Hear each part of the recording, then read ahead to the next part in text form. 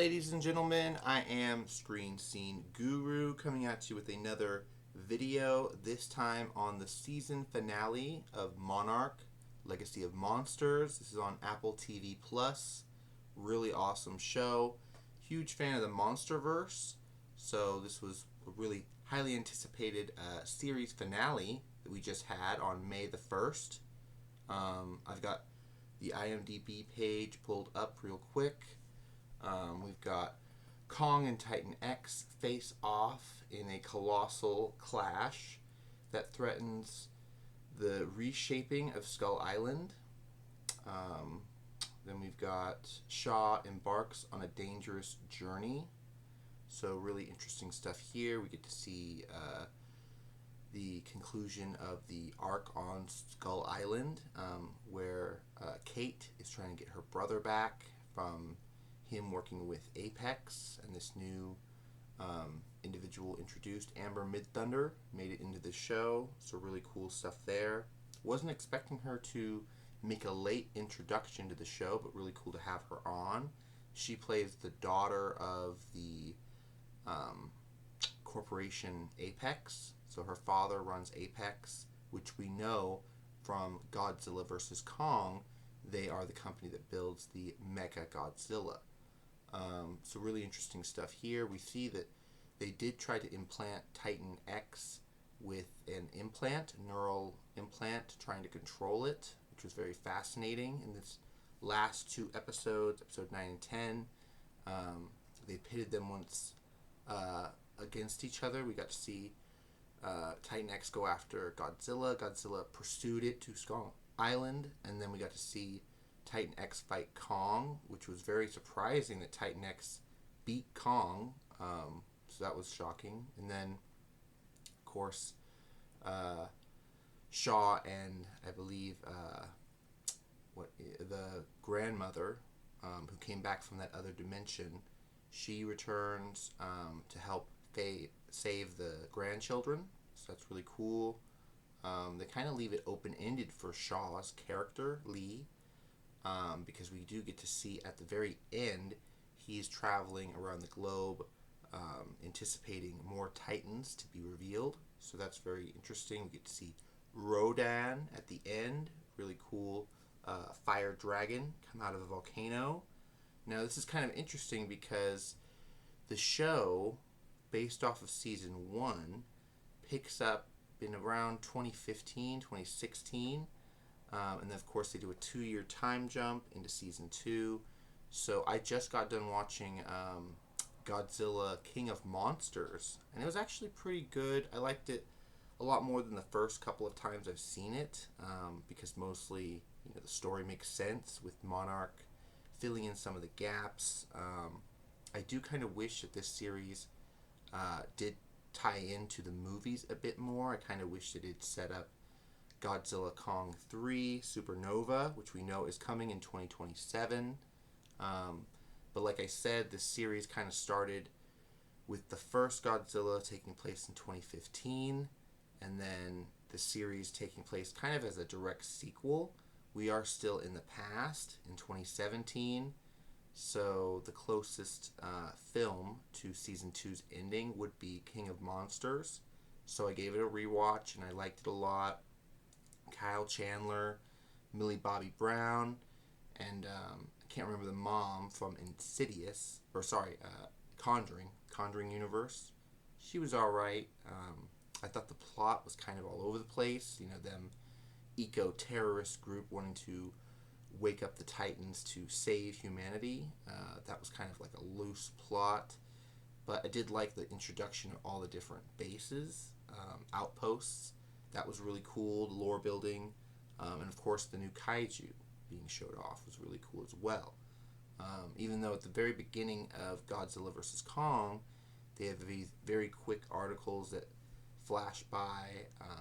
I actually was paying attention a bit more at the end of King of Monsters, and these news articles that are flashing by in the credits, they explain how Titan excrement could be used as a new fuel resource. A couple other things about how Titans are essentially curing the planet, which is pretty cool, pretty good for, you know, us in that case. They did mention King Ghidorah is a space alien. He's not a Titan from Earth. That's why he can regenerate. So hopefully they go more into that lore in the next film, Supernova. Of course, we're waiting for a space Godzilla, some kind of threat like that. But going back to the season 2 finale, we got the really cool send-off of Billy's story. Billy's arc was like fully realized with them going to Skull Island and them finding all the messages in a bottle that Billy sent from different areas where portals were known to be. Billy was trying to find the exit, the area where all the portals led out, and that was Skull Island. So we now know Billy, when he was an older man, went to Skull Island to try to find Kimiko. So that was really sweet of him. The love story in the MonsterVerse, probably one of the strongest love stories we've been introduced to. So that's really cool. What do you guys think of that? If you guys have been watching Monarch, Legacy of Monsters Season 2, it just wrapped up on Apple TV+, so be sure to check it out. Catch up if you haven't already. So like I said, they did an interesting plot a couple episodes back where Lee spoke to his younger self. They did a bit of time travel where Lee essentially told his younger self he can't interfere with the past. He has to let the events happen as they naturally occurred. We do see Katara or Kimito get angry at Lee in this episode 10. She asks him, "Why didn't you try to save me in the past? I could have had time with my son, who's now gone."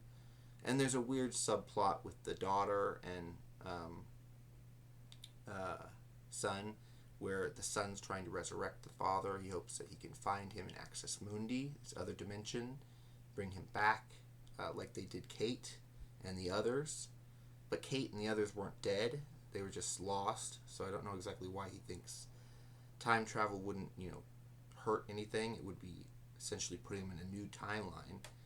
But yeah, anyway, very interesting stuff going on with Katara or Kataro, all the different subplots. I'm not sure if they are going to renew this for a third season. I would like to see a season 3 out of this, but not exactly sure what the plot would be. I'd like to see Kurt Russell return, and we've heard rumor that Wyatt Russell is supposed to be getting a spin-off series. Not sure when that's happening either, but looking forward to these more MonsterVerse content. But going on from that topic, I do have some notes to get into, some more movie things. So let's dive on in real quick, because I have about a week's worth of notes to guide into. So let's begin, shall we? Starting with, let's see. So there was talking about how, let's see, Vampire Lestat comes out on June the 7th. They've got a trailer out now. I believe they dropped a trailer for CCXP, Mexico's Comic-Con. Netanyahu discloses that he had cancer treatment. So the president of Israel is undergoing cancer treatment. That's a new disclosure that has been recently talked about. Capital One payday outage leaves widespread blockage to customers. So Capital One is dealing with some online banking issues. Then we've got Gen V gets canceled after season 2, so that got reported on. Maybe we'll get to see VOT Rising come a little bit quicker now that Gen V's been canceled. Also, that The Boys Mexico with Diego Luna, I'm not sure when that's supposed to happen, but now that Gen V has been outed, I'm hoping that that gets greenlit a bit faster, because it has been years since we've heard about it. Noah Hawley tells Deadline that Alien Earth Season 2 will be much bigger, and there is world building they plan to do, so they're not just stuck on that island anymore. The Home Alone house owner investigated for child abuse, and he actually took his own life in that house as well. So it's actually kind of controversial that the Home Alone house from the iconic first film was owned by a former child abuser, or at least someone who had inappropriate child video on his computer. They were going to arrest this individual, and he took his own life in the iconic house. So it is making its way around the news circles. Real quick, go on. James Gunn confirms that Matt Reeves is producing Clayface and Dynamic Duo. The individual that posted the Avatar The Last Airbender leaked film is supposed to do 7 years in jail. Sounds a little harsh for pirating, but they take this thing really seriously, guys, and Paramount was expecting this to be a major film released on their streaming service. So the fact this film was majorly dropped on the internet, they are going to hit this guy with some time. Michael sets an all-time opening day preview record for any musical biopic, scoring an A- the critic score, and it already earned $12.5 million. Star Wars new live action series Gina Carano in talks to return to Lucasfilm, so that's really cool stuff. And then we got Star Wars new movie, Rey film. It was talked about recently in the last few weeks. In 2027, New Jedi Order was way ahead on its shooting schedule, but apparently they've since let it kind of take a back burner, and they are moving forward with Mandalorian Grogu, which comes out this month on May 22nd, and then next year, for the 50th anniversary, we are getting a Star Wars, I believe it is Starfighter. Yeah, Starfighter is next year. Let's see. Oh, a new Bob Lazar documentary dropped, S4, on Prime Video, which is very good for ufologists, covering the story of Bob Lazar. This was originally supposed to be a VR experience. Apparently, they're still in development of the VR. They want to show us what Bob saw walking through the S4 facility. There's also a die-cast model set being worked on. Much more is coming out about this. So that's really cool. So yeah, let's go on from there. And then they've also talked about the director of the Bob Lazar S4 documentary, Luigi, plans on doing another film about the experience of the children at the Ariel School in Zimbabwe in 1994. So really cool stuff that he's interviewed the people from Zimbabwe, the children that are now adults that remember the craft landing. They remember entities coming out of the craft. They told the children about environmental disaster, stuff about the future. And now the children are adults and they are still telling the same story. So it's really cool that he wants to do a documentary about them. Let's see. Talks still amid Hormuz's crisis. So yeah, the talks of peace have yet to really come to any fruition. There has been missile launches from Iran to ships trying to cross the strait. We've tried to send our Navy to be sort of a, what you call it, I guess we were the guarding ships, if you will, the defensive line in the cargo ships, but both the Navy and the cargo ships delivering the oil and gas have been shot at numerous times by the Iranians. So peace talks are at a standstill. We aren't sending anyone to Pakistan right now because they're citing that it's just not worth the gas, which is really crazy because Spirit Airlines just busted. They just laid off 1,700 workers, or 17,000, and essentially are now calling on the Trump administration to bail them out of this gas crisis because they can't afford the fuel in their planes. The jet fuel is too expensive to keep things running. They're charging customers outrageous surcharges. So another thing, Big Bang Theory gets a spin-off called Stuart Fails to Save the Universe. Now, if you guys remember, Stuart was the comic book shop owner. Now, this spin-off apparently takes place in the Big Bang Theory universe where Sheldon and Leonard are supposedly creating a device that can prove the multiverse. And, of course, we've got Stuart, who comes in to kind of ruin the experiment, if you will. But then he is sent into a parallel universe where he tries to fix things, but unfortunately he seems to only make things worse. Sounds like a very interesting plot, especially when they've done the Young Sheldon show, which did very well for the Christians. And yeah, Big Bang Theory was great when it was on. I'm a big fan. I would watch this spin-off. So yeah, why not do it? It's releasing in July on HBO. Send Help, the new Sam Raimi film, is going to hit digital on Hulu Disney Plus on May the 7th. So really fast. Supergirl will have a panel at CCXP Mexico City. So that's pretty cool. I think that already happened. I think there was a new trailer that dropped for Supergirl. Euphoria Episode 3 takes a time jump.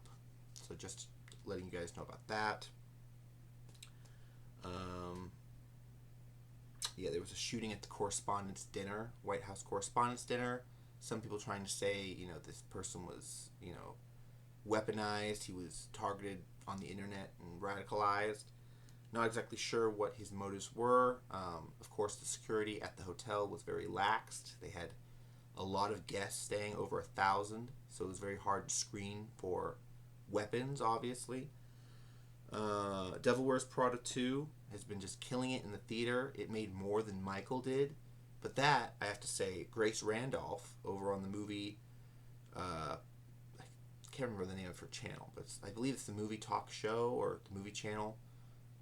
She explained how Disney is very aggressive in their marketing campaign, one of the most aggressive companies out there, and there are at least 9 screenings a day of Devil Wears Prada 2 on big IMAX screens, where Michael from Universal only gets 1 to 2 big IMAX screens. The rest of their screenings are ordinary theaters, very limited premium screens for Michael. So it is struggling to make the money, but there are people willing to go out. Let's see. Special screening of Mortal Kombat 2 is happening this week. We've even got popcorn buckets going on sale on Thursday night, guys. Nintendo plans to do 10 projects. This is a major announcement from Nintendo. Supposedly the first one up after Super Mario Galaxy. They have talked about Donkey Kong. Still got Monsterverse on the mind. Donkey Kong is supposedly the first one up, and then Super Mario 3. They've also announced Star Fox, so that's really cool. Kirby movie in development. They haven't released a date yet for that, but they said Donkey Kong by 2028, Super Mario 3 earliest by 2029, and then possibly a Star Fox movie by 2030. And they released a statement about Super Smash Bros. They said, we're still in development of it, but we're not going to make it until after Star Fox, so after 2030. And then we've got a whole list of Kirby, Luigi's Mansion, I'm most excited for, Yoshi's Island, and then they talked about how they have plans to do a Bowser's story, so both Bowser and his son, Bowser Jr., and then a story about Princess Peach and, let's see,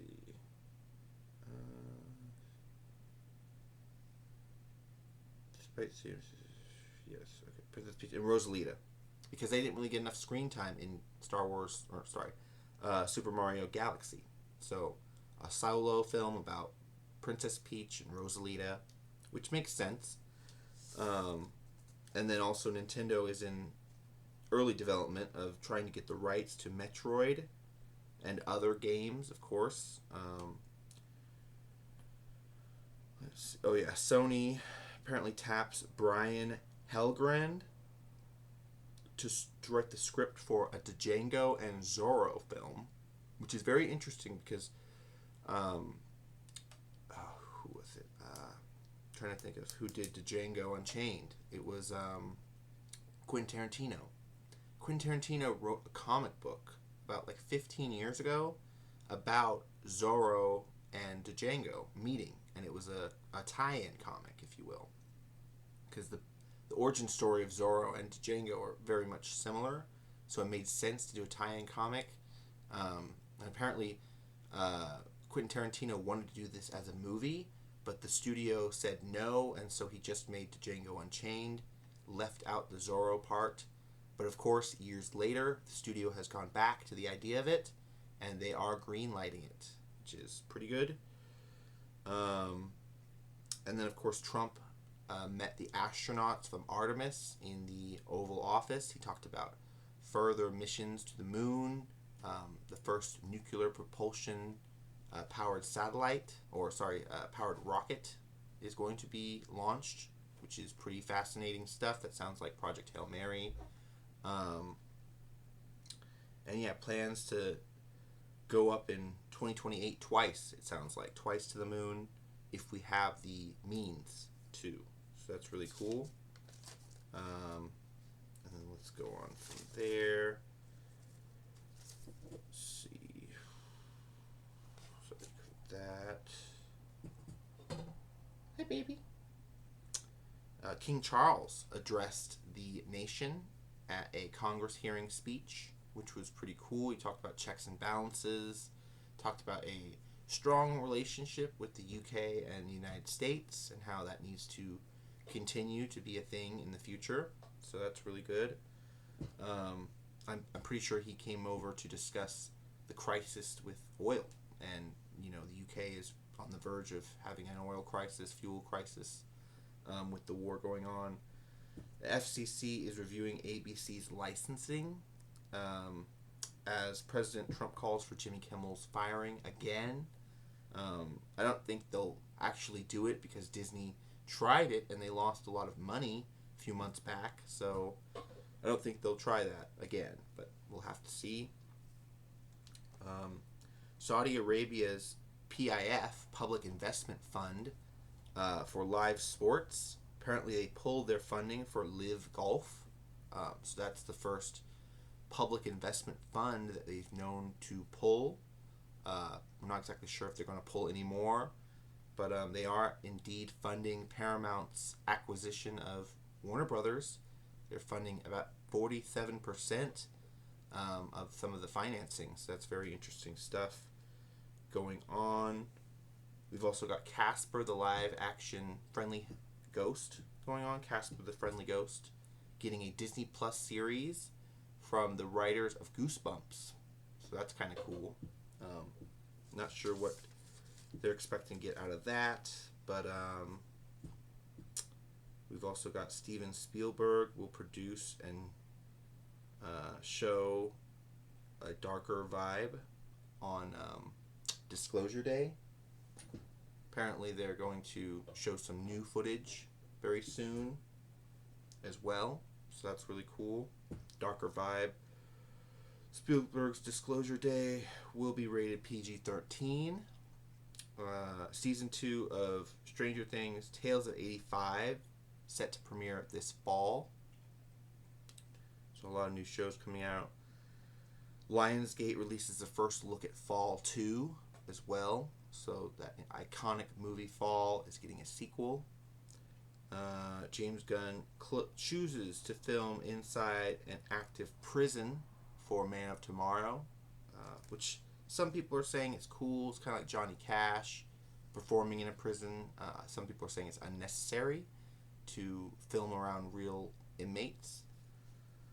Elden Ring is set to be one of the biggest A24 movies ever, and they actually talked about the cast a few days ago, so you guys can look up now I believe the cast is officially out for Elden Ring. Um, let's see. And electric air taxis are available in New York City. These are like 6-engine propeller mini taxis that can seat 4, but they're really cool being introduced now. It is starting to make people say it's like the Jetsons. If you guys watched that show back in the day. Plans for Artemis 3. They're building a large hangar with many large parts for their Saturn rocket. They just recently used, is it Saturn or is it Orion? Orion. Okay, the Orion rocket for Artemis 2 going around the moon. They're going to use Orion again. Apparently their plans are to connect Orion to landers, which are going to have multiple booster rockets. And then Orion and this lander are going to launch all 3 of their rockets simultaneously, being the largest and fastest tri-rocket, 3 rockets in one. Hopefully that will be strong enough to fly to the moon, land, of course, and take off again. Very Star Trek-like, if you ask me. So going on from there.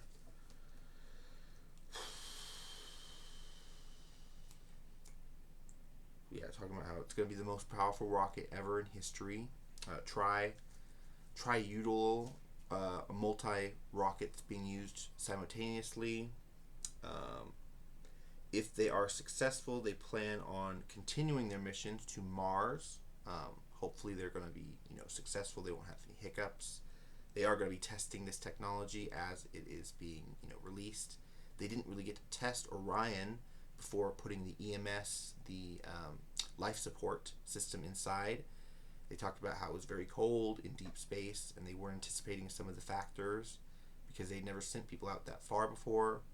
So hopefully, they're going to test these landers out pretty good before they send people out into space with them. They're going to make sure of their capabilities. Okay, so yeah. I want to talk real quick about how digital pre-orders are on an all-time high, which is interesting because theaters are still releasing movies, but a lot of people are still waiting at home for films to be dropped digitally. They get notifications about these films dropping, and then they get them, like the next day or whatever. So apparently Anna Paulina Luna is set to have a hearing on May 13th about MK Ultra, which is very fascinating. We've got a lot of these senators coming out to talk about this topic, the UAPs, disclosure, alien bodies, but unfortunately a lot of people aren't taking them seriously. I've heard a lot of people say that Representative Burchett reminds people of Foghorn Leghorn from Looney Tunes, and just kind of a very hokey kind of individual. Others have said, how can we trust Congress and people in government when we've been lied to for decades? I think it's a nice gesture, what they're doing, trying to bring this stuff out to the people. It does have to be taken with a huge grain of salt, of course, especially with these scientists going missing. There are some people like Ross Coulthart that don't believe these people have any connections. I'd say it's their work history that is the connection, but that's just me. They did confirm Michael Part 2 is in the works. It's greenlit because the first one made enough money. Graham King is set to direct the sequel. So Graham King is supposed to be pretty good. I don't think I've seen any of his things before. Christopher McQuarrie and Michael B. Jordan plan to do a Battlefield movie. This is another game adaptation I'm looking very much forward to. Haven't really played any of the Battlefield games, but this is probably due to the results of Taylor Sheridan and Paramount working on a Call of Duty film. The original actors from Blair Witch are returning for this new sequel after suing, which was kind of funny. Petty, some people claimed, they were mentioned in, I believe, the Blair Witch sequel, Season of the Witch, which not a lot of people liked Season of the Witch, but they were mentioned by name because, the actors and actress filmed themselves in that first movie, used their real names, and I guess they started a court action lawsuit against the studio because they were going to move on without them. Now they've managed to get themselves into this new film in some form or another. Which, I mean, people got to get paid, they got to get work. You know, this was like one of their biggest roles of their career. So I say give them the bag. Let's see. Voltron is still being made by Prime Video 2027. It's going to be released on the streaming service. Jeremy Corbell is going to be releasing his new movie Sleeping Dogs on May the 12th. So coming out very soon. It's about disclosure and who he has talked to about how to get these stories out. Very interesting reveals in this movie coming out. Yeah, we got that going on. That. Louise Elizondo was asked on live air on News Nation if he's afraid about Men in Black coming after him. And he mentioned he's a counterintelligence officer who knows how to avoid accidents. So he kind of, without saying it directly, he blatantly put out some of these missing scientists may have came into a really bad situation without prior knowledge of it. They might have found themselves in quite unfortunate circumstances due to not being aware of the counterintelligence individuals out there.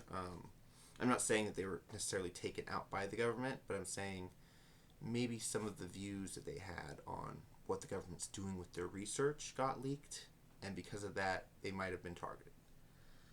So yeah, there's a rumor that John Wick 5 is still happening, even though Keanu Reeves has kind of put that idea to bed with his knees being not so great.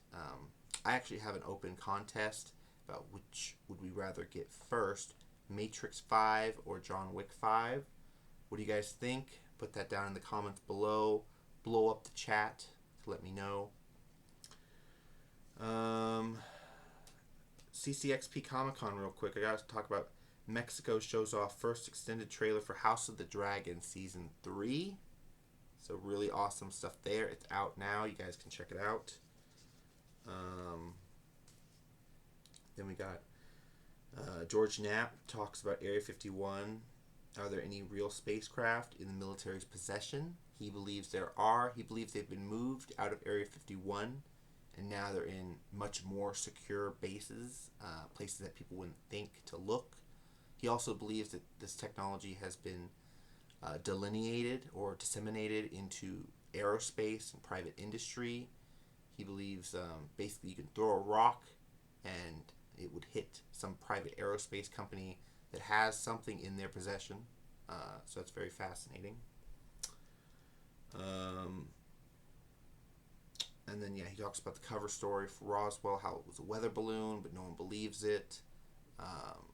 And about how there were multiple crashes. A lot of people believe that there wasn't just one crash in Roswell. A lot of people believe there were at least 3 to 4 crashes in the summer of 47. So a lot of very interesting facts coming out about that.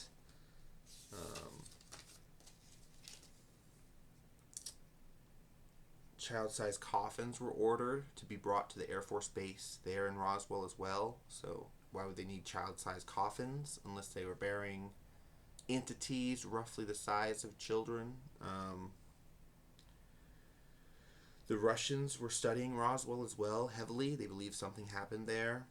They had spies in every agency, apparently, Russia. Across Los Alamos National Lab, White Sands, and even the testing ground at Area 51. There were Russian spies trying to get intel on what was going on there. Apparently a lot of them were busted over the numerous decades, but some of them were able to smuggle confidential details out back to Russia. And there was a head of their rocket department apparently studied Roswell and reported directly to Stalin. So that's very big, especially for the time period. Oswald the Lucky Rabbit is being made by Jon Favreau as well. A new special. Del Toro's script for the Hutt storyline is being adapted for Mandalorian and Grogu. So that's really cool. They're actually crediting Guillermo del Toro for a writer's credit as well. So that's pretty good. WWE drops more fighters off their roster, doesn't renew their contracts, which leaves a lot of people upset.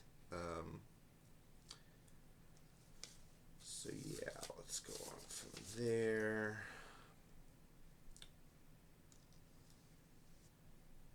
Whistleblowers that died in mysterious circumstances are going to show off how how things need to change in the way these bills and things are written. More whistleblower protections are definitely needed. Protection from persecution. Let's see. Going on from there, we've got The Cosmic Clock is releasing a documentary called The Mind Traveler. This is going to cover footage with Gene Roddenberry talking about the Nine, having sessions with the Nine, and how he recorded and documented this for the CIA.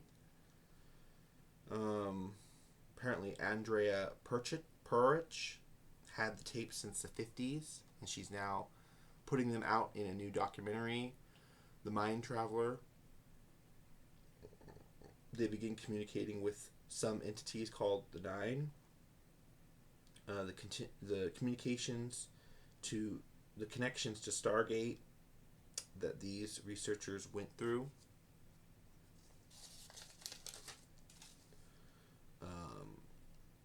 So yeah, we go on to, in Mexico City, both the researchers went missing and then were later found dead, just like what's going on with the missing scientists now. And these scientists were, or these researchers, should I say, they were parapsychologists from Mexico City, and there were a behavioral scientist. So these people were doing research into the psi phenomena and how it was connected to aliens. They were very close. They were in the cutting edge.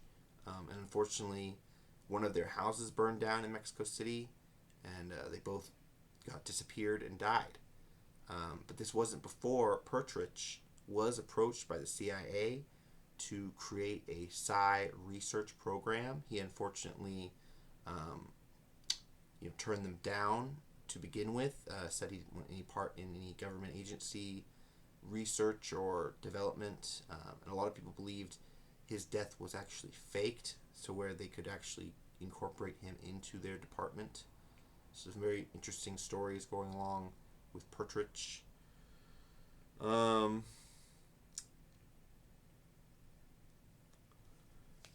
on from there, let's see. Tom Hiddleston, Loki, said he's extremely excited for Avengers 4 and 5. So Doomsday and Secret Wars. We haven't really heard much about him being in Doomsday or Secret Wars, but we're hearing from him, the actor, that he's excited about these films, really anticipating them. Devil Wears Prada 2 has already made $77 million, so a really big bump for Devil Wears Prada. And of course we saw Meryl Streep talk on the red carpet about how Jimmy Kimmel needs to be protected. He's a beacon of free speech. So that was really cool of her. And then Tom DeLonge talked to George Knapp about nuclear weapons and how entities from other planets are concerned with us and nukes. Apparently, we've heard for decades about whistleblowers coming out about them saying our nukes were tested, turned on and off on Russia's side and on the U.S. Apparently, Tom DeLonge is coming out in this new book and in this interview with George Knapp on Weaponized, and he's telling us that the aliens, the supposed entities, were shutting the nukes down when the Americans were getting ready to fire, and turning the nukes on when the Russians were getting ready to fire. So essentially they were countering us, humanity, getting ready to start a nuclear war. Very interesting details being brought up about that. It makes the stories a little bit more believable with this new shedding of light on the interest and letting light into the discussion. Not exactly sure why these entities would want to interfere with our conflicts. I mean, a lot of people have debated whether or not why they didn't interfere with Hiroshima, and whether or not they'd interfere again. But I would say they don't want humanity to destroy themselves. There's a key need. These things need humanity for a reason. We're not exactly sure why. But yeah, really fascinating stuff here going on. Real quick before I end my video, because this is probably one of the longest streams I've done in a while, I'm going to turn on the light real quick, try to get some more light in my room. There you go. Okay. Shut my little ring light off because it is dying. But I've got some physical media to show off real quick, guys. Big fan of physical media. Probably take off these now that I'm no longer in the ring light's glare. Got some $5 discs in the discounted bin at Walmart. And I've got some comic books to show off because I do need to catch up on my reading. So let's start off with physical media. I've got Aquaman and the Lost Kingdom, $5, really cool pickup for a DC movie. This is from the last line of DC films released a couple years ago.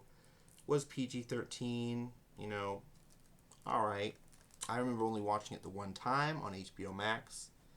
Also got Sisu, which is a pretty cool pickup. I believe these both are on Netflix right now.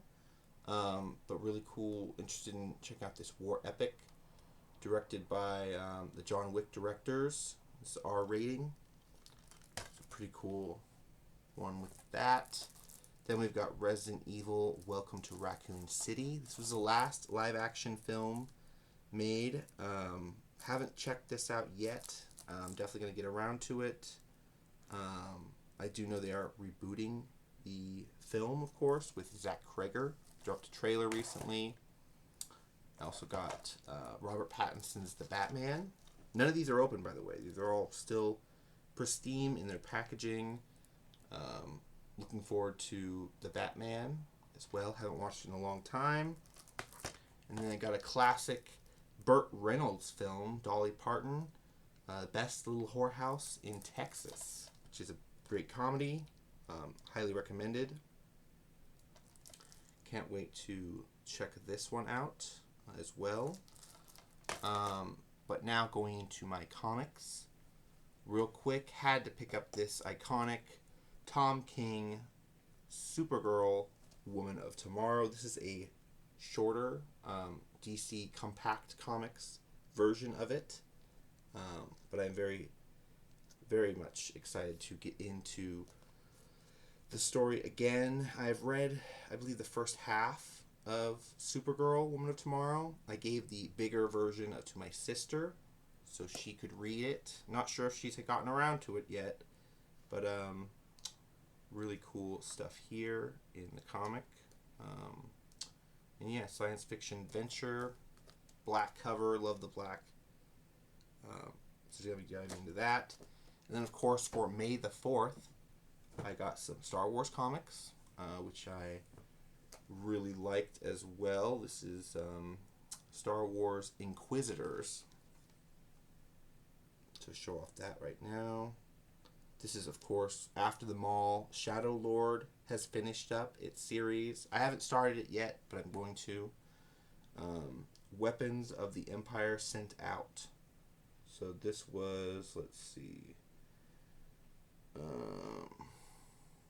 1 of 4. The Ruthless Inquisitors are on the hunt for Jedi Knights. And I'm trying to look for a year this came out real quick. Marvel, Lucasfilm, Disney. I guess they're making more later on. Oh, 2025. So this was last year's Inquisitors comic, which is pretty cool. And then I've also got Thrawn Alliances. So that's pretty good. And this one is from 2024. So another one that's pretty decent. I'm trying to get back into Thrawn books. I've read the two of the three Timothy Zahn novels. I've read Heir to the Empire, and I've also read what's the second book called? I want to say it's like Dark Force Rising. Yeah, Dark Force Rising. Haven't read Last Command yet, but I'm getting around to it. But this is my haul. This was my discussion on Monarch and the Monsterverse. What do you guys think? Leave a like, comment down below, share the video if you like. You can always support my channel by subscribing for future videos. You can follow me on Instagram, TikTok, Threads, Facebook, at Scene Screen Guru for more content. But until next time, this is me signing off. Thank you everyone for checking out my video, and I'll catch you in the next one. Have a good one. Bye bye.